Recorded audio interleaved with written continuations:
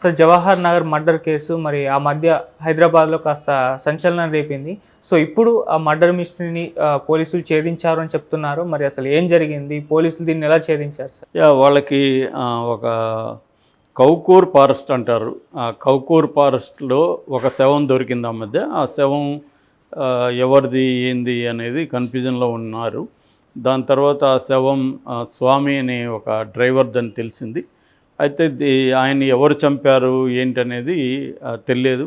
దాంతో Jawahar Nagar police station and Malkajgiri police station ఇద్దరు SOT special operating teams కలిపి దాదాపు 10 బృందాలు ఏర్పాటు చేశారు. ఈ 10 బృందాలు రకరకాలుగా దాన్ని మొత్తంగా అనలైజ్ చేశాయి. ఆ హత్యను అనలైజ్ చేసి పరిశోధించి ఇన్వెస్టిగేట్ చేసి ఫైనల్గా దోషుల్ని పట్టుకోగలిగారు. సో ఇది అసలు ఏంటి ఎలాగా ఇది ఈ మధ్యకాలంలో హైదరాబాద్లో సంచలనం సృష్టించిన హత్యని చెప్పవచ్చు. దీన్నే జవహర్ నగర్ మర్డర్ కేసు అని చెప్తున్నారు. సో దీంట్లో సంచలన విషయాలు బయటకు వచ్చాయి. ఇదేంటంటే శ్రీ సందిరి స్వామి ఆయన పేరు, డ్రైవరు, 35 ఏళ్ళు, కార్ డ్రైవర్ అతను. వాళ్ళ భార్య సందిరి కావ్య. సో స్వామి కావ్య భార్యాభర్తలు, వాళ్ళకి 2 పిల్లలు. ఆమెమో ఇంట్లోనే టైలరింగ్ చేస్తుంది, ఇతనేమో డ్రైవర్గా ఉంటున్నాడు. సో వాళ్ళ ఎదురు ఇంట్లో కర్నాల ప్రణయ్ అని 26 ఏళ్ళ అబ్బాయి, తను ఎదురింట్లో ఉంటాడు. సో మెల్లగా ఈ ప్రణయ్కి ఈ కావ్యకి మధ్య అఫైర్ స్టార్ట్ అయింది. సో ఈ అఫైర్ స్టార్ట్ అయినాక ఈ ప్రణయ్ అనేవాడికి పెద్ద పని పాటు లేదు. అందువల్ల ఈమె దగ్గర డబ్బులు లాగడం మొదలుపెట్టాడు. ఈమె కూడా అతనంటే బాగా మోజెక్కువైపోయి అతను అడిగినన్ని డబ్బులు ఇవ్వడం, చివరికి బంగారు అమ్మేసి ఇచ్చేసింది. తర్వాత లోన్ యాప్లో ఒక 3 లక్షలు ఇచ్చింది. దాదాపు మొత్తం 12 లక్షల వరకు ఆమె వాడికి ఇచ్చినట్టుగా చెబుతున్నారు.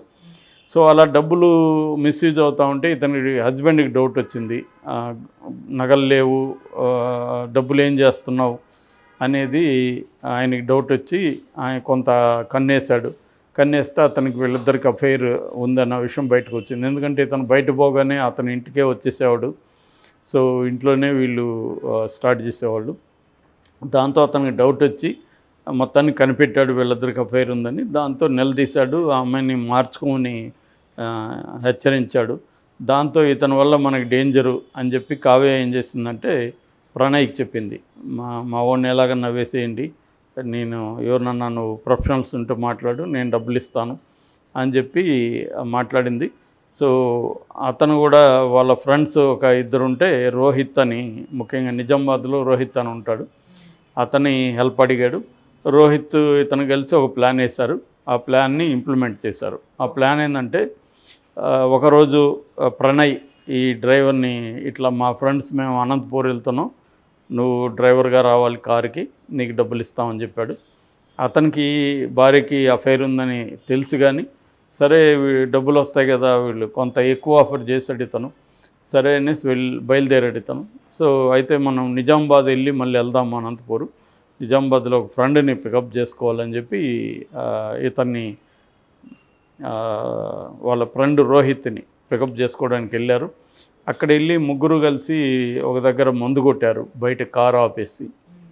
ఆ మందు బాగా తాగేసి ఇతను వెనక సీట్లో పడుకొని నిద్రపోతున్నాడు. అప్పుడు ఇద్దరు కలిసి కారు వేరే దగ్గర ఆపేసి కత్తులతో అతన్ని పొడి చంపేశారు. రోహిత్, ప్రణయ్ స్వామిని చంపేసిన తర్వాత హైదరాబాద్ తీసుకొచ్చారు బాడీని. ఇక్కడ వచ్చి నగేష్ అని జవహర్ నగర్లో ఉంటాడు, వీళ్ళ ప్రణయ్ వాళ్ళ ఫ్రెండు, అతని హెల్ప్ తీసుకొని డెడ్ బాడీ దగ్గర ఒకరు ఉండి ఇంకొక 2 వెళ్ళి ఒక పాలిథిన్ సంచి, బ్యాగు, తర్వాత పెట్రోలు ఇవన్నీ తెప్పించుకొని ఇతను తీసుకెళ్ళి కౌకూర్ ఫారెస్ట్లోకి తీసుకెళ్ళి ఆ డెడ్ బాడీని బ్యాగ్లో వేసేసి ముట్టించారు. సో అంటించి అది బాగా కాలిపోయింది సగం వరకు. దాంతో వీళ్ళు బయటకు వచ్చేసి ఎవరింటికి వాళ్ళు వెళ్ళిపోయారు. సో ఇది వీళ్ళు డెడ్ బాడీ దొరికినాక వీళ్ళు దాన్ని పరిశీలించినాక స్వామి అని తెలిసింది. దాని తర్వాత వాళ్ళు ఈమె కోసం ట్రై చేశారు. భార్య మిస్సింగ్లో ఉంది. సో భార్య రోల్ ఉంటుందన్న యాంగిల్లో నుంచి వాళ్ళు ఫోన్ల మీద నిఘా పెట్టడం, భార్య ఫోన్ ఎక్కడ ఉండింది ఏంటి అవన్నీ చేసినాక వీళ్ళకి కొద్ది రోజులు పట్టింది ఈ 10 బృందాలకి కనిపెట్టడానికి. మొత్తానికి కనిపెట్టాడు. వీళ్ళు రకరకాల ప్లేసుల్లో దాక్కొని ఉంటే వాళ్ళ సెల్ ఫోన్ టవర్ ద్వారా సిగ్నల్స్, వాళ్ళ ఫోన్ సిగ్నల్స్ ద్వారా లొకేషన్ పట్టుకొని ఈ ముగ్గురిని అరెస్ట్ చేశారు. ఈ ప్రణయ్, అతనికి హెల్ప్ చేసిన రోహిత్, నగేష్ని. ఈ కావ్య మాత్రం ఇప్పటికి కూడా ఎస్కేప్ అయిందని చెప్తున్నారు. అంటే ఈ కింగ్ పింగ్ ఆమె వీళ్ళల్లో అంటే బాగా టీవీ సీరియల్ అవన్నీ బాగా చూస్తుంది, వెబ్ సిరీస్ చూస్తుందని చెప్తున్నారు. బాగా తెలివితేటలు ఉన్నాయి, క్రైమ్ని ఎలా చేయాలి ఏంటి అనేది. సో ఆమె ఎస్కేప్ అయిపోయిందని చెప్తున్నారు. మేబీ ఆమెను కూడా ఈరోజు రేపు పట్టుకునే అవకాశాలు అయితే ఉన్నాయి. ఇది బేసిక్గా. అంటే ఇక్కడ మనం అనేకసార్లు చెప్పుకున్నాం ఫిమేల్ క్రైమ్స్. అంటే మామూలుగా ఇండియాలో ఫిమేల్స్ మీద క్రైమ్సే ఎక్కువ జరుగుతుంటాయి. 90% ఫిమేల్స్ మీద జరుగుతుంటాయి. బట్ ఈ మధ్య కాలంలో ఇలాంటివి మనం అనేకసార్లు చెప్పుకున్నాం. Similar stories. భార్య భర్తను ప్రియుడి కోసం చంపేయడం. అంటే తను ఇప్పుడు భర్తతో తనకి ఇష్టం లేదు, 2 పిల్లలు ఉన్నారు. ఆ విషయం భర్తకు చెప్పి విడాకులు తీసుకొని ఆమె ప్రణయతో కలిసి ఉండొచ్చు. నిజానికి ఆ నిర్ణయం తీసుకోకుండా ఆమె భర్తను చంపేసి ఇలా చేస్తుంది. ఆయన భర్తలైనా కూడా ఇది గమనించి తన ఇప్పుడు ఆమెకు చెప్పాడు, ఒకసారి చెప్పాడు, 2 సార్లు చెప్పాడు, మార్చుకోలేదు. దాన్ని బట్టి తనకు అర్థం కావాల్సింది ఈమెలో మార్పు రాదు, వీళ్ళ బంధం ఏదో స్ట్రాంగ్గా ఉంది కాబట్టి మనం దూరంగా ఉండాలని ఇతను సైలెంట్గా దూరంగా వెళ్ళిపోయి ఉంటే ఇతను బతికేవాడు.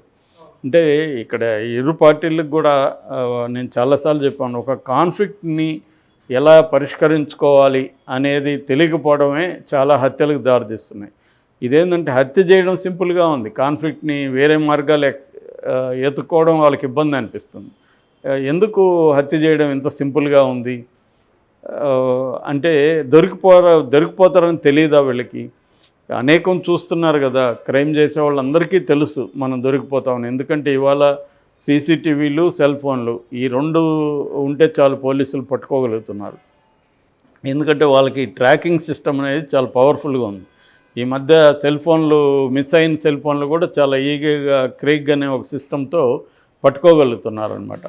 సో నిన్ననే న్యూస్ కూడా వచ్చింది, ఆంధ్రప్రదేశ్లో కొన్ని 100 ఫోన్లు ట్రాక్ చేయగలిగారని పడిపోయినవి. సో అటువంటి ట్రాకింగ్ సిస్టమ్స్ ఇవాళ వచ్చే, అంటే ఆ ఫోను స్విచ్ ఆఫ్ ఉన్నా ఎట్లా ఉన్నా కూడా ఫోన్ని ట్రేస్ చేయడం అనేది ఇవాళ ఈజీ అయిపోయింది. ఎందుకంటే అటువంటి సిస్టమ్స్ ఎవాల్వ్ అయిపోయినాయి. సో అటువంటి ఇది తెలుస్తూనే ఉన్నాయి. అనేక క్రైమ్ స్టోరీలు వీళ్ళు చదవకుండా ఉండరు, చూడకుండా ఉండరు క్రైమ్ చేసేవాళ్ళు. కానీ ఎందుకు చేస్తున్నారు అన్నదానికి ప్రధాన కారణం ఏంటంటే, మామూలుగా ఆవేశంలో చాలామంది ఇవన్నీ కాన్సిక్వెన్సెస్ ఆలోచించకుండా ఇంపల్సివ్గా ఆ టైంలో ఆవేశంతో చేసే హత్యలు కొన్ని జరుగుతుంటాయి. కానీ ఇది ఇప్పుడు జరిగిన హత్య ఆవేశం కాదు, ప్రీ ప్లాన్డ్గా జరిగింది. ఎంత ప్రీ ప్లాన్డ్ అంటే ఆమె ముందుగానో, హత్యకు ముందుగానో వీళ్ళ కోసం డబ్బులు 3 లక్షలు ఇచ్చింది. హత్య చేసేసినామని చెప్పినా కూడా 43,000 ఫోన్పే చేసింది. ఎందుకు? ఆ డెడ్ బాడీని క్లీన్ చేయడానికి, డెడ్ బాడీని డిస్పోజ్ చేయడానికి ఖర్చులు అవుతాయని చెప్తే దానికి కూడా ఆమె 43,000 పంపించింది. అంత మెటికులస్ ప్లానింగ్లో డబ్బులతో ఆర్గనైజ్ చేసుకుంటూ వస్తుంది ఆమె. అంటే ఇంత ప్లాన్ చేస్తున్న వాళ్ళకి తాము దొరికిపోతామని తెలీదా? ఖచ్చితంగా తెలుసు. తెలిసిన ఎందుకు చేస్తున్నారంటే, దొరికిపోయిన తర్వాత వాళ్ళకి కఠిన శిక్షలు అనేవి పడట్లేదు. అంటే కనీసం ఇలాంటి వాళ్ళకి లైఫ్ ఇంప్రిజన్మెంటు అది కూడా త్వరగా రావడం ఇవన్నీ జరగట్లేదు. దీనికి కారణాలు ఏంటంటే మన పోలీస్ సిస్టమ్ అనేది ఇంకా పట్టుకునే వరకు ఎబ్సెంట్గా చేస్తున్నారు. కానీ ఆ కేసుని స్ట్రాంగ్గా పెట్టి కోర్టులో అది గట్టిగా నిలబడే వరకు దాన్ని ఫాలోఅప్ చేయడం అనేక కారణాల రీత్యా పోలీసులు, వాళ్ళని మనం నిందించలేము. ఎందుకంటే వాళ్ళకి డిపార్ట్మెంటు తక్కువ ఉండొచ్చు, వాళ్ళకి ఎక్కువ రాజకీయపరమైన బందోబస్తు డ్యూటీలు మిగతావి ఎక్కువ పడుతుంటాయి. కాబట్టి దీన్ని ఫాలోఅప్ చేసే లోపల ఇంకొక 10 కేసులు వస్తుంటాయి. కాబట్టి వాళ్ళు ఏంటంటే దీనికి ఏదో ఒక కానిస్టేబుల్ పెడతారు, కోర్టు కానిస్టేబుల్ అంటారు వాళ్ళని. ఆ కానిస్టేబుల్ చూసుకుంటాడు, అతనికి రొటీన్ అవుతాయి, 10 కేసులు చూసుకుంటూ ఉండాలి, దేని మీద ఫోకస్ చేయలేరు. సో అందువల్ల మెల్లమెల్లగా డైల్యూట్ అయిపోతుంది. ఇక లీగల్ సిస్టంలోకి వెళ్ళినాక కోర్టులో ఏంటంటే అడ్వకేట్స్ని కానీ బలంగా పెట్టుకొని ఈ విక్టిమ్స్ ఎవరో ఉంటారు. ఇప్పుడు ఇతను చనిపోయాడు, ఇతని తరపున ఎవరు ఫైట్ చేస్తారు?